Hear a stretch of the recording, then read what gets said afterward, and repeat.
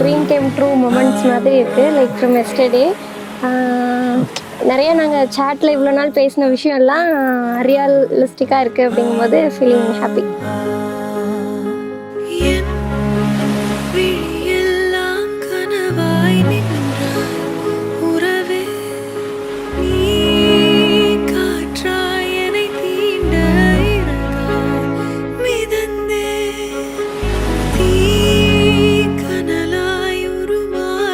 வந்து எப்படின்னா லைக் எல்லாத்தையுமே ரொம்ப கேர் பண்ணி பார்த்துக்குவா.